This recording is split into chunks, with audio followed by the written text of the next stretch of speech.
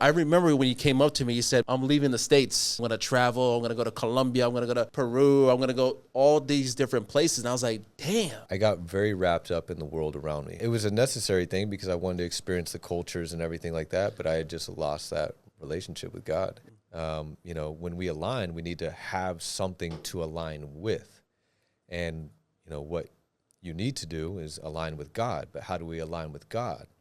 We need to align with Jesus, because he was the physical representation of God as a man.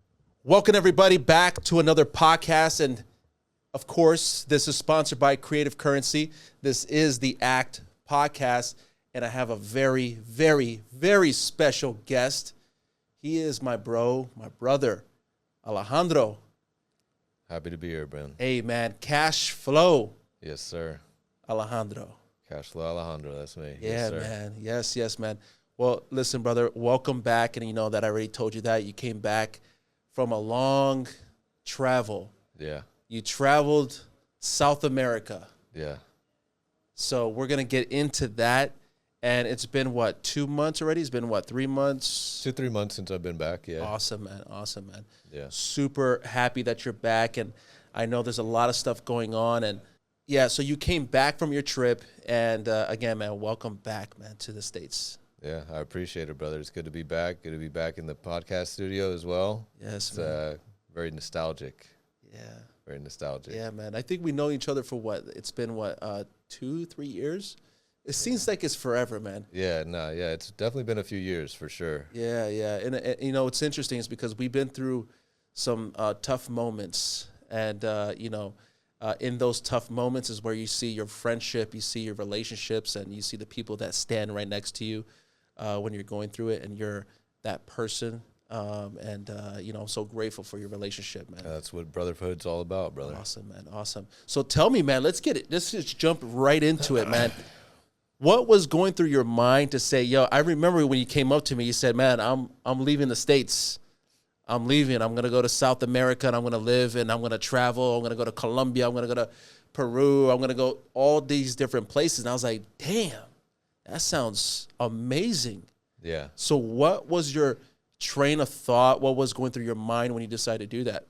Well, before I decided to travel the world and everything like that, I had a really good year that year, and then it turned to like one of the worst years, So I had a German Shepherd named Chapo. He was like my baby boy, and I could hold him in one hand, and then he turned into a big old bear. But, he eventually had some complications and passed away, and that broke me because I was like my son. Then, I was a wreck for like 2 weeks. I just didn't want to talk to anyone. And then I went, I started feeling myself again, feeling back to normal. I went to an event in Miami, got in a car accident, almost died, and totaled the Mercedes. And, then I was out of a car, and, I'd lost my dog, and I was, kind of bedridden for like a month. So I wasn't active in my business. Everything just hit me at once. And that being the case, Stripe shut down my account because I started getting chargebacks. I wasn't in the business working as often as I should have. So, I was just hit with so many different things back to back to back to back to back. And in that time, with all the things that were going on and just going wrong, I just decided, you know what, I'm going to change my life. I'm going to do something different. So I decided, I don't have a dog anymore, so I can freely travel. I don't have a car payment anymore that, I have to rely on. I have a house. Let me sell everything in my house, rent it out, and go travel the world. Wow. And so that was the frame of mind and why I did that, and it was probably one of the best things I ever did in my life. Wow. And, where was your spiritual life before all this? Because I asked these, this specific question because I think whenever you're going to make these big decisions, you want to be able to present that before God. I mean, whenever I'm going to make a big decision, I try to place it before God and say, Lord, what is your will? Mm-hmm. Like, what's the, intention to do this? What was your mindset with that? I think it was something I always wanted to do. I always wanted to travel, experience different cultures, see the world for what it is and what God created. And, I was in a really dark place at the time. Thankfully, I had a good brotherhood of, God-fearing men that kind of brought me back to a good alignment with him. And when I first started traveling, I was locked in. I was aligned with God. I was doing everything that I needed to do. I'd started a new business in the AI space. It took off quicker than I knew what to do with. And then, business life happened. And as I was traveling, I kind of lost alignment, just being very worldly. I was enjoying the different cultures, the food, the people, the experiences, but I wasn't talking to God as often as I used to, and I feel like that's a reoccurring thing. Like, it's almost as if you need to be broken down to fall back to God, so He can rebuild you back. And I don't always want to go to God when I need help. I want to go to God when things are good, and just be grateful and just have the honest conversations with Him. What do you think? You're now distracting yourself by going on this trip. I think the first country you went to was what, Colombia? Yeah, I went to Medellin for 4 or 5 months, and then 5 months. I was locked in. I was dialed. I was reading the Bible, reading Stoicism. I never used to run. I hate running, but I started running, started getting into good groups and stuff like that. And then I don't know, somewhere along the way, I was just slipping, but also I was still doing what I needed to do, but I just wasn't having that relationship with God. So try to go into this point where you're there, and try to pinpoint that moment you feel like you started slipping away, right? What is it? Because some people think it's something that happens immediately, right? But I do believe that we step away from God gradually. It's something that happens little by little, right? Yeah. And to the point where you just don't notice it. Yeah. Right? So it starts with comfort. Sometimes, they're all different forms, but what was your moment that you started reflecting? Because it was that moment you said, oh, wow, I'm away from God. I don't think I noticed for a while, to be honest. I don't think I noticed how much I was slipping for months and months. Medellin's a beautiful country, beautiful people, amazing food.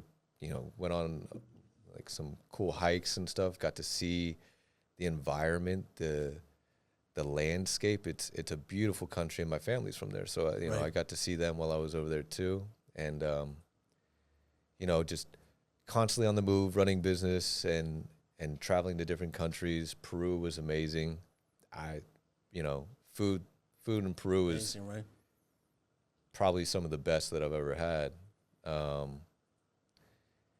don't think I noticed it. It was just a gradual slip, and honestly, I think it took a conversation that I had just recently to get back to it, To realize that, I'm far away. That's very interesting, because what happens is, we get so comfortable, and especially when we're out of the country, right? Because it seems like it was a vacation, but you were still working. Yeah. But at the same time, it's a whole different culture. You're kind of living this freedom. Yeah. With no boundaries, basically. And it's like, why do I need God in the picture? Why do I need to seek God? Because it seems like everything is perfect. Yeah. Right? But in reality, you're so far away from God that you can't even realize it. That's scary. Yeah. That's very scary, because you don't realize it. That's scary. I mean, I was living a very good life, just going on trips, exploring the city, I I got very wrapped up in the world around me, which it was a necessary thing because I wanted to experience the cultures and everything like that, but I had just lost that relationship with God. Yeah. I was very focused on what I had in front of me and what was the physical, not the spiritual and the frequencies that I needed to be aligned with. Yeah. What do you think one of the main things you had to deal with that was so distracting to you when it came to these countries? The women. Yeah. The women are, I've met some very amazing women in my time traveling. I built very beautiful connections, and when you're traveling from country to country, it's going to happen. You're going to meet people, you're going to fall in love, you're going to do all these things, and fall in love, yeah. Fall in love. I mean, I created some very beautiful relationships with a lot of very beautiful women, and it was hard for me to leave, right? Because like something I created, right? And a very beautiful connection. There was an attachment that you created. Yeah, and then I had to remove my emotional attachment to it because this is the life that I decided to live. I wanted to travel. I wanted to experience different cultures and countries, and maybe I overindulged myself a little bit too much with the women, but I think that was like the thing that made me drift the furthest. Yeah. Looking back at it now, yeah, you're looking 100%. At that and saying, you got super distracted by that. Yeah, that can do it.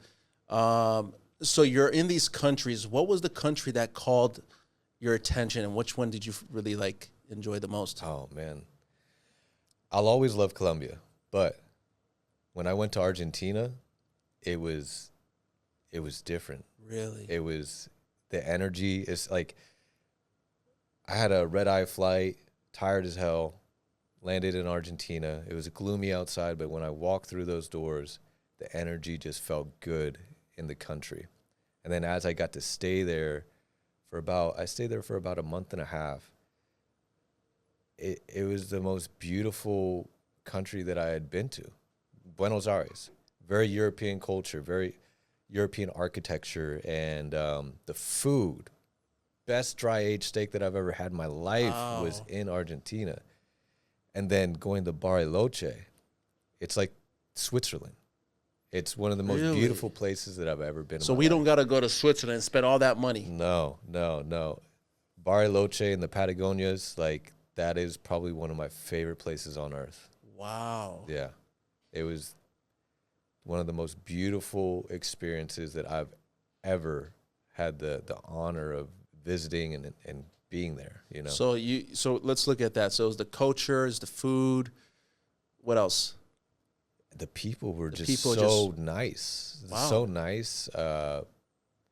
Very respectable, very open, very just overall friendly. I met entrepreneurs from the States in every country that I went to. I met people from Japan that were going to see Machu Picchu in Peru. Wow. Peru was amazing. I got to see Machu Picchu. I was in a little Airbnb, and I had to walk to a little boutique store, grab some breakfast, and I saw they had supplements, and I needed supplements. And so I saw, and I was like, oh, they got mushrooms and stuff. And I saw psilocybin mushrooms. So I was like, I haven't done this in a long time, but if I was going to do it, I'm going to do it at Machu Picchu. So I did that, and that was insane. It was one of the most beautiful experiences I've ever been, because just seeing that history and that culture of it being ancient and what they accomplished, and then just the shrooms hit me at the same time. It was beautiful. I'd never felt anything like that. Yeah. But man, the world has so much to see and so much to offer and so much to experience, and I think everyone needs to get out and just get out of their comfort zone or their hometown. Just get out. Yeah, I think it's always I think traveling, seeing these different places is essential. It's important, especially when you want to have these conversations, right? Because it's so good when you're able to have a conversation with somebody that's been there, and it's like, man, I know what that feeling is. I know what it smells like. Yeah. You know, in the Vatican, I know what it smells like in this church. I know how it smells like in this country. So it's interesting when you're able to travel and you see different cultures, because that kind of opens up your mind of how things work. Yeah. Right. And if you're stuck in this bubble, right, you're not able to see how people really think. And one of the things that I guess I can say when it comes to all these countries, we all have struggles. We all have, our issues. There's happiness. There's the joy. There's the sadness. There's those people you're gonna find that they're gonna hustle. They're gonna work hard, and then those people that are just. So you see, all is the same thing, but just different environments. What is the one thing that you can remember through this whole trip that just marked you? It was something that this was the staple for my adventure. This was the chapter. My favorite thing that I ever did while I was traveling, when I was in Bariloche, I did a 9-hour hike up a mountain to this place called 9 hours. Well, yeah. Wow.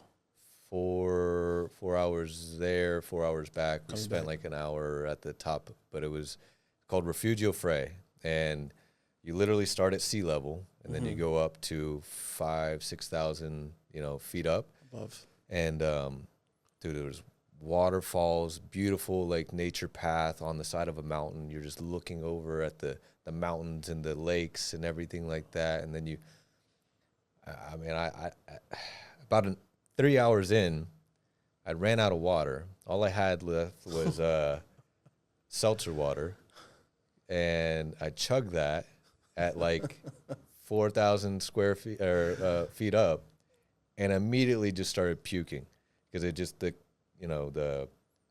what's it called, the suds or whatever, right. The carbonation, it just came right back up, and I just sat there and I was like, I'm like an hour left of hiking. And Are you doing this by yourself or? No, I had a really good friend, good. Travel with me, but she was scared because she was dead, and I'm puking, and I have to be the man. She was feeling it too. She was feeling it too. Oh yeah, dude, it was rough. It was rough, and like I had to like lock in, and then like, okay, no, we're gonna do this. We're gonna make it. We're right there. You know what I mean? And then, so we just pushed through, and there's people that live in this like little hut up there, and you can like stay there overnight, but they made like pizzas, empanadas, homemade. Oh wow. I just passed out on the table, ate food, and then got to enjoy the views. But that was like, my mind wasn't like running, like my body was just moving. Because I was like, we had to go 4 hours back. Yeah. And I just remember like my body just moving without my like, it's like, hey, we got to get back, you know? That's the only thing you're thinking about, man. Are we going to get back? And you're just thinking. So what's going through your mind? Because there's a lot of lessons you can learn from that, right? You're in that state of mind of, I got to get to this point. I got to get to this, to the finish line. Yeah. What's going through your mind, and what's the lesson you're learning from that? No matter how we feel, we have to keep pushing. Damn. I mean, I was dead, dude. I was absolutely dead. But it because most people just stay at the top and camp out there and then come back the next day. Not a lot of people go there and come back in the same day. Right. That's what I was going to ask you. Is there a way to stay there? Yeah. But, we decided we're just going to make it a day Whose trip. idea was this? I wanted to do it. She wanted to do it as well, but, I don't think she understood because she'd never been on a hike before. Right. So she was like, so you thought that this was going to be something romantic or something? No, not even that. I just like hiking, dude. I like being out in nature. I like disconnecting from everything a little bit. That's awesome, man. And it was a lot more for her because she'd never been on a hike or anything like that. but it was probably one of the most beautiful things that I ever did. Wow. I'll always hold that in my mind. That's awesome, man. Yeah, what if you decided not to do that, right? Because now we're here sitting down and talking about this experience, right? And in that moment, it was probably the most difficult point in your mind and your body, and you're going through that whole stress, and you're like, is this going to end? Am I going to get to this point? I'm here vomiting. Why did I do this? Yeah. There's a few moments where I was right? like, You're just I should never did this. Like, what was this for? And now you're here and you have this beautiful experience where you learn from that. Yeah. And now you can talk about it. Yeah. Now, what if you didn't do that? Right? Yeah. So what's the lesson that you can kind of share with others and say, I think life, there's risks. You got to take risks. Yeah. Right. And I'm talking about intelligent and, smart risks, not just. I mean, I think the lesson I took from it was like the best things in life aren't easy, but if you work hard and you push through, that's my favorite memory. Truly. That's one of my favorite memories of traveling the world. And it was hard as hell. But like looking back, I'm so grateful that I did that because I have that experience now. And now I want to go climb K2 and Mont Blanc and, Here we go. Those are some big boys. Yeah. So I got to start training for those. Hey, man, I might join you on one of those. Hey, let's do it. Let's do it. That's crazy, man. So that was the experience that marked you, with this person. And I wonder what her story is. What's this? I mean, we still talk. She loved it. She still says that like that was like one of her favorite memories as well. Wow. That's amazing, man. Yeah, it's amazing. It's just a beautiful thing, man. Yeah, man. I love nature. I think a lot of people miss out on spending more time. And every time I'm in nature, man, I just feel like this is where I belong. Yeah. And you come back to the States, right? So let's kind of fast forward now. What was that moment that you said, you know what, I want to go back to the States? Because I think you were going to stay a little bit longer. I was going to continue to travel for the... Right. I remember that. Yeah, I remember that. I think that's what your objective was, to basically live abroad. So what was the point where you said, you know what, I'm coming back to the States? Well, over the course of time, when I was running my AI agency, I had a client, Elijah, who, got a full build out for his lending business. And it took like 4 or 5 months to build out what he wanted. And, working with someone for months and months and months, you get to talk to them and get to know them more on a personal level. And we had met previously in person at an event, but, we became good friends over time. And so eventually we all started, with me and my other business partners, we just hopped on a Google Meet and we were all doing our own thing, but we were all working together. And then I forget how it even came about, but, Elijah's like, hey, I want to work with you guys with what you guys do and like what you guys are doing. And we kind of came together. We kind of helped him grow his lending business, and we structured things to where we would all get paid out, and then we were going to use that to fund our next venture. And so we came up with the idea of like, hey, let's all just like live together, lock in, and truly scale this thing. And I'd lived with other people before, but I had never lived with other entrepreneurs and like-minded individuals. So I was like, you know what? Maybe this could be a good thing. And so in the blink of an eye, I was just like, you know what? Let me get up, move back. Plus, like my family was having like health complications, so I came back early for them. And just did it. Wow, yeah. So you're just basically on neutral here. You have these plans and things just switch up and you're like, you know what, now I got to come back. And how was that coming back? Like, what was the feeling? Because I know that when I go on these trips and one of my favorite places, going to Costa Rica and stuff like that, I just love that place. But you come back and there's this feeling of, damn, yeah, completely different. What was that feeling for you? You know, the first time I had came back to visit my family, I felt like this isn't for me. I need to get back out and go continue to travel. It just didn't feel right being back in the States. This time, however, it was done with more intention of like, hey, let me go back and take care of my family. Let me go back and like lock in with the team and like truly do this. So it felt more aligned. And I think, you know, there was a reason that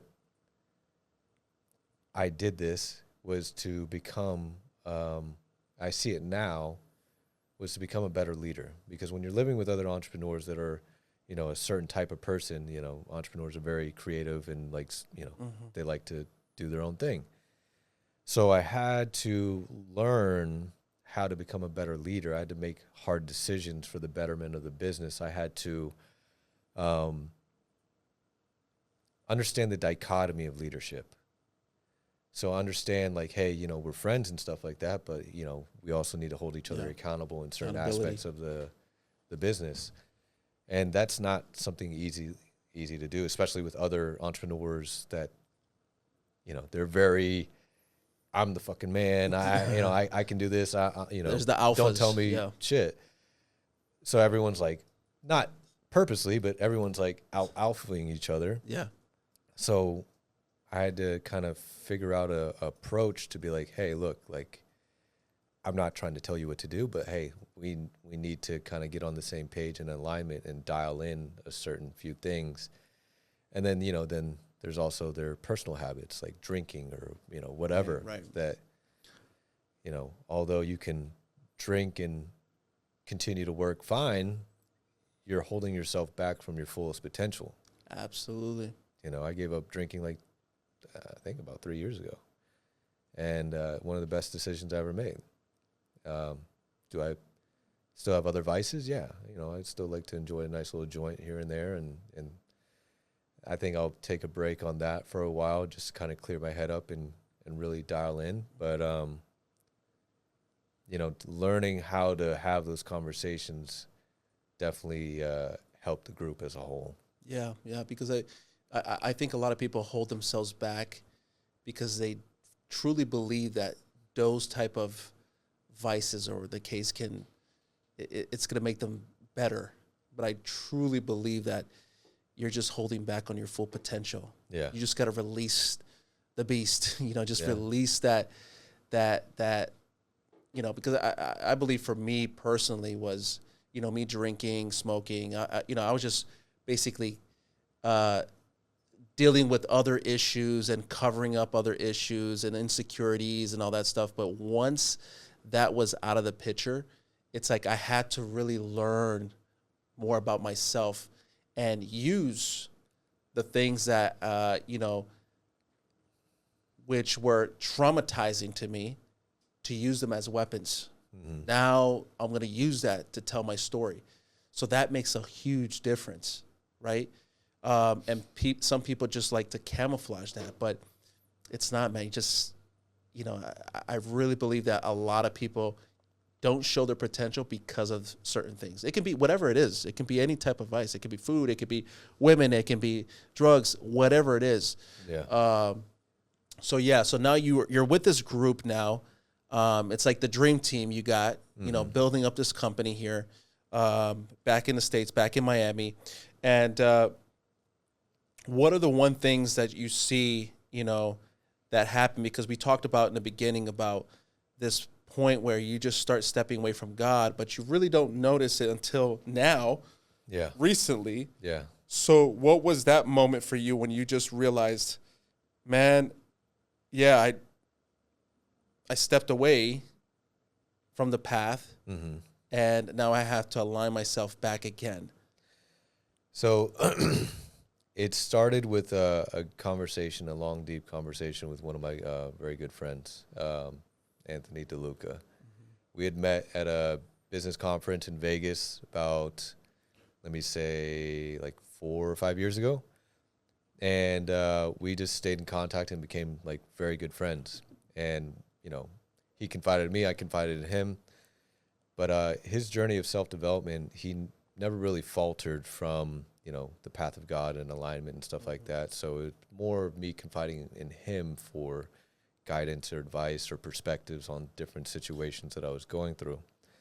And we had a talk the other night, man, and he really put things into perspective for me. You know, I was telling him all about like life stuff that was going on, and he's like, you know, you need to get better at alignment and adjusting your frequency. You know, when we align, we need to have something to align with. And, you know, what you need to do is align with God. But how do we align with God? We need to align with Jesus, because he was the physical representation of God as a man. So to embody his word, to embody his teachings, following that as an alignment, having that as like the pole to align with. And we just went deeper and deeper and deeper and deeper and deeper about frequency, about spirituality, about, you know, a lot of different things. And I was that person before. You know, when I had first stepped out to go start traveling, I was that person. I had that mentality. I had that alignment. And so it was literally like a light switch to where it was just like, wow, I fucked up. I've drifted a long way. And now I see, you know, where I was, and now I'm getting back on alignment with a lot of things. Yeah. So it's a blessing that we were able to have this podcast now, because this is something that just happened like a few days ago. Yeah. Because when we last talked, you know, I can sense that unbalancing, you know, just you're there, but you're not there. Yeah. Right. It's just, place. Yeah. Let me, it's like you're just getting off the boat, and you're just like, you know, you're all over the place. But what's important is that you're sensitive to the Holy Spirit, right? Because what happens to a lot of people is when God is trying to convict us, right? He's trying to show us the path. We kind of ignore it, right? We turn our backs from it. We don't listen. That's why I said that if you're not seeing where you're at, that's scary. Yeah. Right? Because in our walk with God, there's going to be moments where we fail all the time, right? There's moments that we fall short all the time. But God is constantly working with us and showing us. And I'm like, man, Lord, I know I messed up, man. I know that, you know, I need to let go of this. I know I got to work on this and this. So there's that constant conversation with God. It's constant. But when you don't have that, and you're not noticing that you're walking in darkness, that's scary. Yeah, man. I was in a pretty, not like the deepest, darkest place, but I was just far away. Yeah. Far away. And I swear, like literally that conversation, it was like a light switch. Boom. It was just like, oh, now I remember who I am, who I truly am. I got lost in the world for a little bit. Yeah. And it's easy to do that. It's Absolutely. easy to get lost. Absolutely. Very easy. And again, it's a constant battle. I think for us as Christians, we need to understand that our relationship with God is daily. It's not just when things are good. Yeah. Right? Yeah. But, you know, I just posted something about that, because what happens is the enemy, he wants you to have a good life, right? That's the most interesting thing, right? He wants you to have an appearance of a good life. And this is one of the temptations that he offers Jesus after Jesus was fasting. He goes and he presents to God, he presents to Jesus the kingdoms.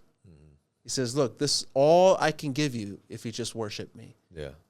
So the status and the appearance of a good life and the riches and the world he presents to us, and it's attractive.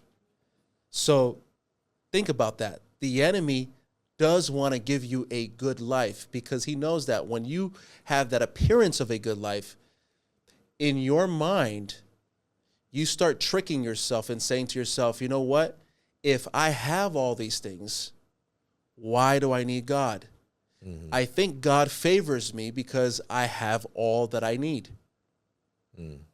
But when we are hitting rock bottom, right, we start seeing that money can't buy happiness. My car that I have can't buy me happiness. It's not going to solve the problem, you know? There's a good, let me see if I can find it real quick. Yeah, please. I heard this story about the businessman and the fisherman. I don't know if you've heard it. Oh, I want to hear it. Businessman. But as you're looking for it, you know, that's the thing. So it's this false illusion. And unfortunately, I have the same prayer too. You know, it's like, Lord, I don't want to seek you when things are bad. I want to seek you all the time, you know? But the reality is we get close with God and we plead with God when things are just really bad, you know? So that's why we need to continue to walk with God and continue building that relationship. Yeah, I found it. Tell me. So one day a fisherman was lying on a beautiful beach with his fishing pole propped up in the sand and his solitary line cast out into the sparkling blue surf. He was enjoying the warmth of the afternoon sun and the prospect of catching a fish. About that time, a businessman came walking down on the beach, trying to relieve some stress of his workday. He noticed the fisherman sitting on the beach and decided to find out why this fisherman was fishing instead of working harder to make a living for himself and his family. He said, "You aren't going to catch many fish that way," said the businessman to the fisherman. "You should be working rather than lying on the beach." The fisherman looked up at the businessman, smiled, and replied, "And what will my reward be?" "Well, you can get bigger nets, catch more fish," was the businessman's answer. "And then what will my reward be?" asked the fisherman, still smiling. The businessman replied, "You will make money, you'll be able to buy a boat, which will result in a larger catches of fish." And he asked, "And then what will my reward be?" asked the fisherman. The businessman was beginning to get a little irritated with the fisherman's questions. "You can buy a bigger boat, hire some people to work for you," he said. And the fisherman asked, "And then what will my reward be?" The businessman was getting angry. "Don't you understand? You can build up a fleet of fishing boats, sail all over the world, and let all your employees catch fish for you?" Again, the fisherman asked, "And then what will my reward be?" The businessman was red with rage and shouted at the fisherman, "Don't you understand that you can become so rich that you'll not have to work for your living again? You can spend all the rest of your life and days sitting on this beach looking at the sunset. You won't have a care in the world." The fisherman, still smiling, looked up and said, "And what do you think I'm doing right now?" So, you know. Perspective, man. Perspective. You know, the businessman was freedom later. Yep. And the fisherman was freedom now. It's a choice. You can have freedom now and still continue to work your ass off for the life that you want. That's right. But being happy and enjoying the life that we have while we're here in the present moment is probably one of the most important lessons that I've ever learned. And that's something that I'll take to the grave, you know, to enjoy this life every single moment while we are still here and leave it a better place for the generations to come. Yeah, that's right. You know, that's something I'm training myself a lot to do, is not worrying about tomorrow, right? It's just, what are we doing today? What are we doing right now? Mm-hmm. Like this moment that we're spending right now in this conversation, what can I extract from this conversation that I'm going to take with me right now and apply it to my life, you know? And sometimes we're thinking about tomorrow and the issues and this and this and that. It's like, man, you don't even have, there's no guarantee that you're going to leave this place. Yeah. There's no guarantees. Yeah. So what you do with your life today, and that's why we go back to that, into that other question I was asking you was, you know, what if you didn't do it? Mm-hmm. Right? And a lot of people hesitate, even with doing something like this, mm-hmm. right? A lot of people I've met that sat down on that chair and said, I want to do this, I want to speak, and I want to, I want to tell my story and this and that. And what's stopping you? Oh, this. And I'm like, no, it's not. Mm-hmm. Because you're living for tomorrow. Yeah. You're not living today. Mm-hmm. Why don't you just pick up your phone and start speaking about your story? Yeah. It's easy. Just do it. The life we want is in the work we're not doing.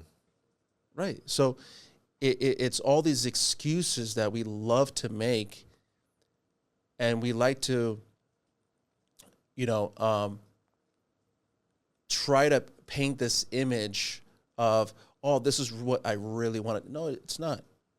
Because if you really wanted it, if you really wanted to do it, you would have done it already.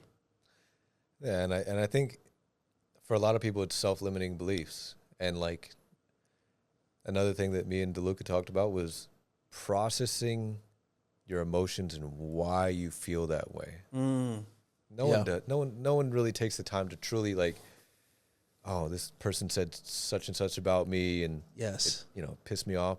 Why does it piss you off? Yeah. Do you identify with what they said? Why do you identify with that? If someone calls you broke and say you don't have a lot of money right now, and it pisses you off, why do you identify with being broke? When you know that's not what you're destined for, why does it even, give you an emotional reaction?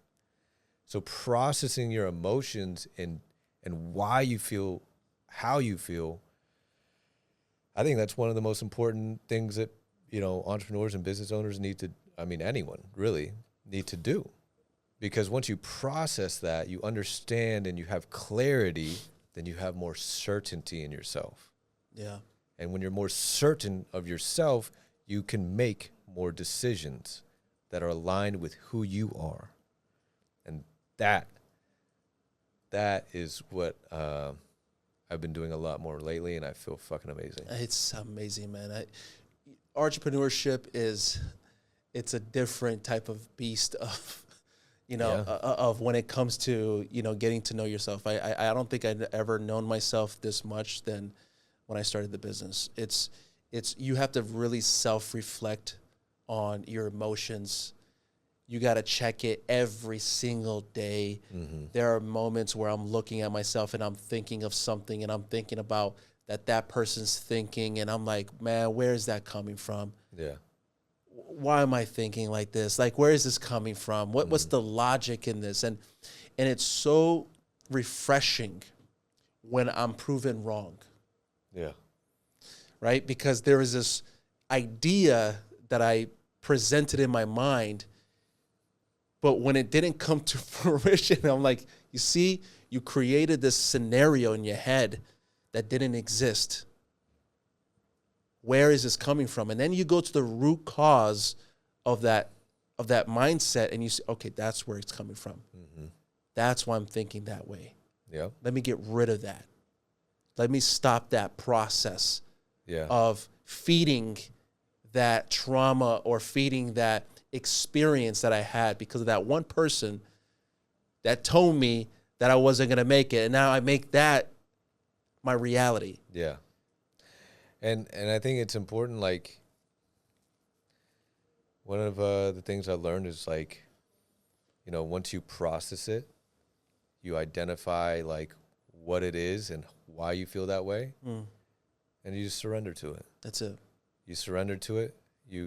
Obviously it's not who you are, but you're surrendering to the situation, to life, and you're just pushing through. That's it. That's it. And when you live with purpose, and this is where God comes in again, God has given me something. And, and I expressed this in my last podcast, that I really don't care what people think of me or what I say. I say because I talk about the things that I talk about because I believe so much in what God did for me personally, right? I know the things that God has placed in my hands, the opportunities, this studio, every single thing that God has placed in my hands, he has made me a steward of it. And he wants me to be responsible and to share whatever he has given me. So for me, I never want to look back and say, I didn't do it because of that person or the idea, Yeah. right, that I create, the fear to not do it. So that's why I emphasize, and I always try to encourage people to do what you are called to do. Yeah. Live in purpose. Do things with intention. Yeah. At my age, right, you start doing things with more intention. You start being more objective with your time because time is passing. Yeah. So you can't be wasting time anymore. I can't waste time anymore. Yeah. And I think that goes for anybody, even if you're 20 years old. Because again, life is short. Yeah. You only have one chance at this. And I emphasize this so much. You only have one chance at this. There is no redo. There is no second Roger that's going to come along and then reincarnate to somebody else. That doesn't exist. That's a myth. That's a lie. Yeah. You only have this body right now to make a difference. So stop making excuses and just do what God has given you to do. And at the end of the day, nothing fucking matters. Not like people overthink. Oh, how is this person gonna view me? None of that shit matters. Just be you. Follow God's path. And live the life that you want to live. None of this shit matters. Yeah. No one's gonna remember you in 200 years, bro. Not even 200 years. In a month. Yeah, you know, a month, people pass. Everyone's going back to their daily routine. Absolutely. The next day. The next day. Yeah. It's sad. People might mourn you. Yeah. But nothing fucking matters. No one cares. Exactly. And that's why I tell people, why are you concerned about what that person might not even be here tomorrow. So that's why our lives are precious, man. For God, for everyone else, it's not, right? They'll move on. But for God, our lives are precious, and what we do with it right now is what matters. That's it.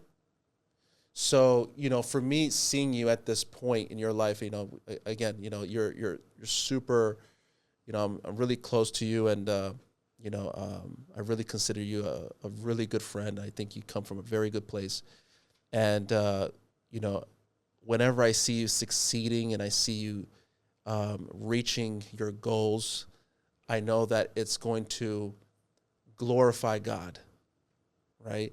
And that's something that I want to see those people who have accepted God as their personal Savior to be instruments for Him, because the kingdom that we're working for is the kingdom to come, right? Yes, sir. It's the plans that God has for us that's going to last for eternity. That's why I tell people my investment is not so much here. My investments are more for eternity. And that's what people don't understand. Yeah. They invest so much here, but they forget what's going to last for eternity. Yeah. So, again, when I see your growth and I see what you're doing, you know, I'm always filled with joy with that. So, what are the plans right now for you and your business, and what's next? Going all in. Balls deep. There you go. In insurance, brother. I've always had my insurance license. I've always avoided it, even though I was good at it, because I know how to structure policies to save people, you know, a lot of money on taxes and still have tax-free growth and all these different strategies. You gonna give me a good policy?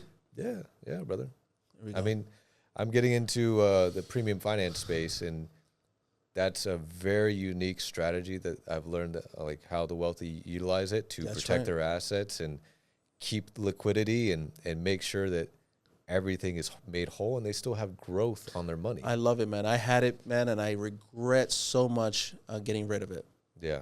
It is awesome. Yeah, it's definitely got to be a properly structured policy. But, you know, my goal is to build a massive agency. Specifically, my number is 400 agents writing at least $25,000 a month, and that will net $10 million a month in production. So I have very big goals. I have very, very big goals. And you know, because someone told me, oh, I want to make $1 million a month. I was like, oh, I'm just going to 10X that. You know, Grant Cardone, the 10X rule. I've read that book plenty of times, and I always try and have as big of goals as possible. And it is definitely doable. Yeah. If you look at Patrick Bet-David, he sold his insurance agency after many, many years of making tens of millions of dollars year over year. Sold it for, I believe, $350 million. Wow. So I want to be the next Patrick Bet-David, but I also want to outcompete him. There we go. I'm a very competitive motherfucker. That's awesome, man. And, you know, I've always done different businesses on my own, business funding, lending, AI. They all built very good, like me going into those industries, they built very good skill sets, sales, relationship, B2B, systems, automations, everything like that. And so I'm just applying all those skill sets into one vehicle that I know is proven, that I'm already good at. It's just not a sexy business. Right. But I'm going to make it sexy. There we go. Yeah. I love it, man. I love seeing that, man. I love seeing that. So where can people find you, man? What's your plug? Cashflow.Alejandro on Instagram, YouTube. I'm going to start up the YouTube again. Hey, that's what we're going to talk about, man. Yeah. Potentially bring back the Cashflow Cartel podcast. There we go. I do miss having these conversations a lot. Absolutely. And I'm looking forward to building some pretty cool stuff. Awesome, man. Awesome. Brother, like always, man, it's a pleasure in having you here. And again, I'm happy that you're back in the States, but also didn't want you to leave, you know, your paradise. Yeah, it was paradise, I'll tell you that. But, you know, God has another plan for you here. And again, you just put pause. Yeah. Right? There's a lot of stuff that's gonna flow from this, and you know, you got a great team, and you know, all the success for you, brother, and may God continue to use you for his kingdom, man. I appreciate that, brother. Blessings, man.